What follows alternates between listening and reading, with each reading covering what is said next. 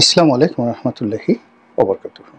সম্মানিত দর্শক, অতি সম্প্রতি বিএনপি চেয়ারপারসন, ভারপ্রাপ্ত চেয়ারপারসন জনাব তারেক রহমান, তাকে নিয়ে একটি বিদেশি ম্যাগাজিন দ্য উইক, সেখানে একটা নিবন্ধ ছাপা হয়েছে এবং সেই নিবন্ধ নিয়ে দেশে এবং বিদেশে রীতিমতো বিতর্কের ঝড় তুলেছে এবং অনেকে এটাকে বিএনপি তোষণ, তারেক রহমান তোষণ কিংবা নিজেদের আখের গোছানোর একটা উপলক্ষ হিসেবে এটির পক্ষে নানা রকম তোয়াজ তদবির এবং কথা বলে বেড়াচ্ছেন। যারা পক্ষে বলার চেষ্টা করছেন তাদের বক্তব্য হলো যে জনাব তারেক রহমান আগামী দিনের রাষ্ট্রনায়ক। তিনি একেবারে শতভাগ নিশ্চিত যে তিনি যে নিয়তির কবলে পড়েছেন, সে নিয়তি তাকে প্রধানমন্ত্রী বানিয়ে ছাড়বেনি, অর্থাৎ তার কপালে রাজটিকা আছে এবং তিনি বাংলাদেশের প্রধানমন্ত্রী হবেন। তার আরও বলার চেষ্টা করছে যে আমরা বাংলাদেশে বসে অনেক সমালোচনা করছি, অনেক কথা বলছি, কিন্তু বিদেশিরা ঠিকই টের পেয়েছেন। বিদেশিরা টের পেয়েছেন যে বাংলাদেশের জনগণের মধ্যে তারেক রহমান সাহেবের গ্রহণযোগ্যতা বাড়ছে, তার সম্মান মর্যাদা বৃদ্ধি পাচ্ছে এবং তার জনপ্রিয়তা রীতিমতো আকাশ ছুঁই করছে। ফলে এই অবস্থায় আগামী দিনে যে প্রধানমন্ত্রী, সেই প্রধানমন্ত্রী পদে জনাব তারেক রহমানের ধারের কাছে কেউ নেই। অধিকন্ত তিনি সময়ের প্রয়োজনে, নিয়তির প্রয়োজনে নিজেকে বাংলাদেশের সিংহাসনের প্রধানমন্ত্রী পদে এতটা অনিবার্য করে তুলেছেন, এতটা গ্রহণযোগ্য করে তুলেছেন যে এই মুহূর্তে প্রকৃতির হাতে আর অন্য কোনো বিকল্প নাই। তকদির তাকে এখানে নিয়ে এসেছে। এই মোটামুটি কথা। তো দ্য উইকে যে প্রতিবেদন ছাপা হয়েছে, এখন যারা বিতর্ক করছেন তাদের বক্তব্য হলো যে এটি একটি ব্রিটিশ ম্যাগাজিন, অপরপক্ষ বলছে যে না, এটি ভারতীয় ম্যাগাজিন। যাই হোক না কেন, এখানে যিনি লিখেছেন একজন ভদ্রমহিলা এবং তিনি ভারতীয়। বলা হচ্ছে তিনি ভারতের বা দিল্লির ব্যুরো চিফ ওই উইক পত্রিকাটির। আমি এই পত্রিকাটির অনলাইনে গিয়ে খোঁজার চেষ্টা করলাম, দেখার চেষ্টা করলাম এবং সেখানে আমার কাছে মনে হলো না যে এটা তেমন কোনো উল্লেখযোগ্য পত্রিকা। দ্বিতীয়ত, এই পত্রিকাটির যে প্রচ্ছদ আমরা সামাজিক মাধ্যমে দেখেছি, সেখানে ডক্টর মোহাম্মদ ইউনূসের প্রচ্ছদ ছাপা হয়েছে, আর ভিতরের একটি পৃষ্ঠাতে জনাব তারেক রহমানের ছবি সম্বলিত একটি সংক্ষিপ্ত রিপোর্ট তারা ছেপেছে। রিপোর্টে যে সকল কথা বলা হয়েছে বা মন্তব্যে যে সকল কথা বলা হয়েছে, এটাকে রিপোর্ট, সম্পাদকীয় বা মন্তব্য মানে কোনোটাই এক্সক্লুসিভলি বলা যাবে না যা কিনা এই পত্রিকাটি ওন করে বা আমরা ওন করি। এখানে ভাষা মানুষের আবেগ, অনুভূতি, পরিবেশ, পরিস্থিতি এগুলো নিয়ে একেবারেই ভাষা কিছু মন্তব্য করা হয়েছে।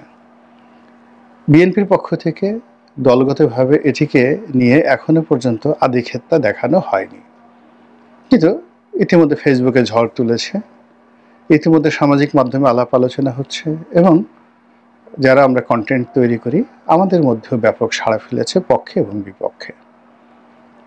তো আমি প্রথম কয়েকদিন লক্ষ্য করলাম, পরে দেখলাম যে না, এটি নিয়ে বেশ মানুষের আগ্রহ রয়েছে এবং সেই দিক থেকে বিষয়টি নিয়ে একটু আলোচনা করা জরুরি।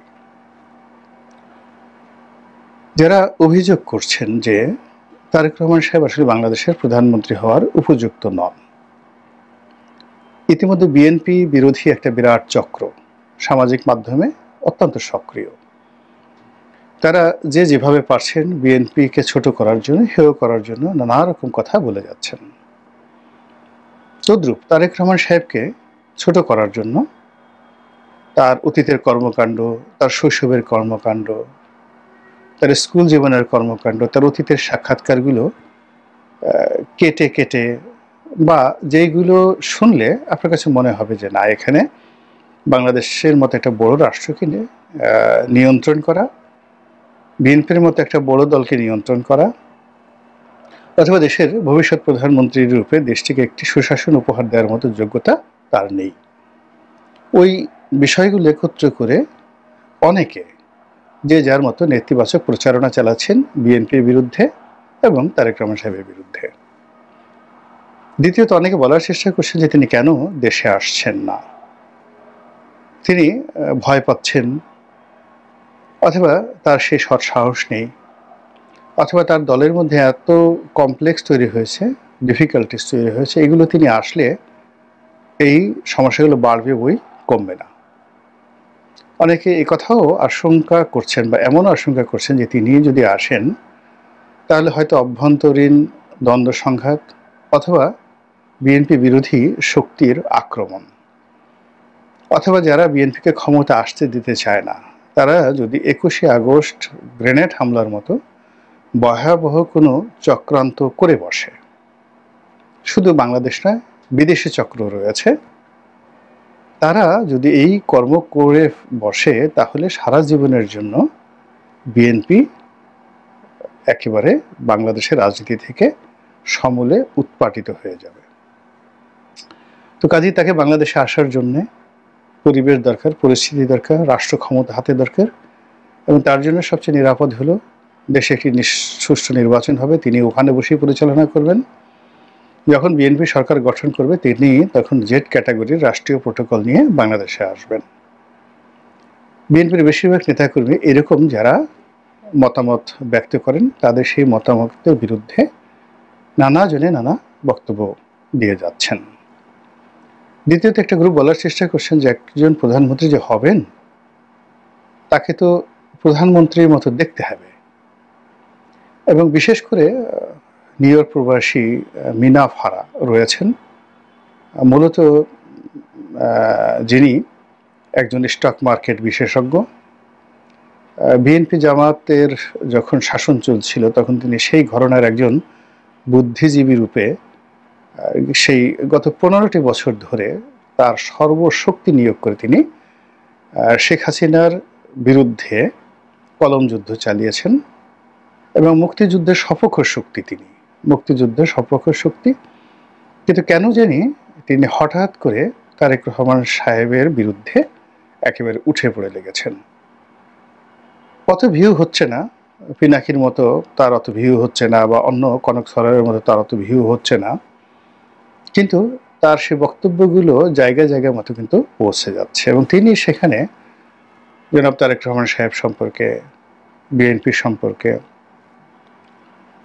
মির্জা ফখরুল সাহেব সম্পর্কে যে সকল প্রশ্ন উত্থাপন করছেন, যে সকল কথাবার্তা বলছেন, যে কথাগুলো হয়তো অন্য কেউ কন্টেন্ট তৈরি করার ক্ষেত্রে এইভাবে বলছেন না, এবং তার সেই বক্তব্যগুলো ভাইরাস আকারে ছড়িয়ে পড়েছে, এবং এটা যে বিএনপিকে যথেষ্ট নাড়া দিচ্ছে তা স্পষ্ট বোঝা যাচ্ছে। তো মিনা ফারার যে বক্তব্য সেটা হলো তারেক রহমান সাহেবের আন্তর্জাতিক কোনো গ্রহণযোগ্যতা নেই, তাকে দেখলে প্রধানমন্ত্রীর মতো মনে হয় না, তাকে নিয়ে বিদেশি কোনো পত্রপত্রিকায় কোনো খবর ছাপা হয় না। তিনি যদি আগামী দিনের ভবিষ্যৎ প্রধানমন্ত্রী হতেন, অর্থাৎ আগামী দিনের প্রধানমন্ত্রী হতেন বাংলাদেশের, তাহলে ব্রিটিশ সরকার তাকে নিয়ে সেখানে বেশ মাতামাতি করত, তাকে রাষ্ট্রীয় প্রোটোকল দিত, এবং ব্রিটিশ পত্র পত্রিকাগুলো তাকে নিয়ে প্রতিবেদন ছাপা হতো। এরকম কথা তিনি প্রায়ই বলেন, এবং এর পরপরই দেখা গেল যে এরকম একটা খবর এলো যেটিকে কেউ বলছেন ভারতীয় পত্রিকা, কেউ বলছেন ব্রিটিশ পত্রিকা, একটি সাপ্তাহিকী। ঘটনা যাই হোক না কেন, এই প্রথম, সেটা ভারতের পত্রিকা হোক কিংবা ব্রিটেনের পত্রিকা হোক, তারেক রহমান সাহেবকে নিয়ে একটি নিবন্ধ ছাপা হয়েছে, এবং আমি পুরো নিবন্ধটি যখন পড়লাম সেখানে আমি দেখলাম যে এই ভদ্রমহিলা তিনি অন বিহাফ অফ ইন্ডিয়া ভারতের পক্ষে জনাব তারেক রহমানকে প্রভোগ করেছেন ইন এ পজিটিভ ওয়ে। এটা ইন্টেলেকচুয়াল লেভেলের অনেক হাই স্তর ব্যবহার করে বা হাই টেকনিক ব্যবহার করে, অতি উত্তম এবং উচ্চ মাত্রার প্রযুক্তি বলা হয় চিন্তা জগতের, যে তিনি তার আপন গুণে উদ্ভাসিত, তিনি প্রধানমন্ত্রী, নিয়তি তাকে সৌভাগ্যের বরপুত্র বানিয়েছেন, অর্থাৎ বিধাতা তাকে একটা পুরস্কার দিতে চাচ্ছেন, তিনি প্রধানমন্ত্রী হবেনই এবং তিনি বাংলাদেশে আসবেন এভাবে এভাবে। এবং এই কথাগুলো দ্বারা যদি বিএনপি এবং জনাব তারেক রহমান প্রভাবিত হন এবং উচ্ছ্বাস প্রকাশ করেন এবং তিনি মনের আনন্দে বাংলাদেশে আসার চেষ্টা করেন, তাহলে এক ধরনের সমীকরণ দাঁড়াবে। 2 নম্বর হলো যে এরকম একজন ভারতীয় ব্যুরো চিফ সাংবাদিক ভদ্রমহিলা তিনি যদি এটা লিখে থাকেন, তিনি যেটা লিখেছেন, যেটি এই মুহূর্তে যারা ভারত বিরোধী লোকজন, যারা জামাতের পক্ষে কথা বলতেন, বিএনপির পক্ষে কথা বলতেন, তাদের মধ্যে একটা নেতিবাচক প্রতিক্রিয়া দেখা দেবে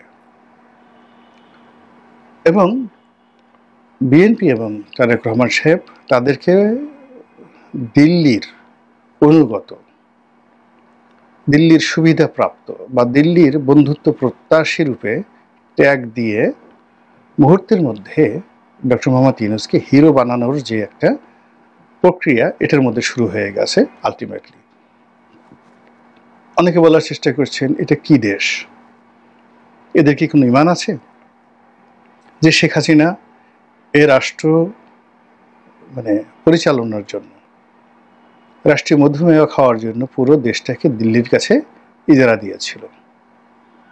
এখন জামাতও একই কাজ করছে, বিএনপি একই কাজ করছে।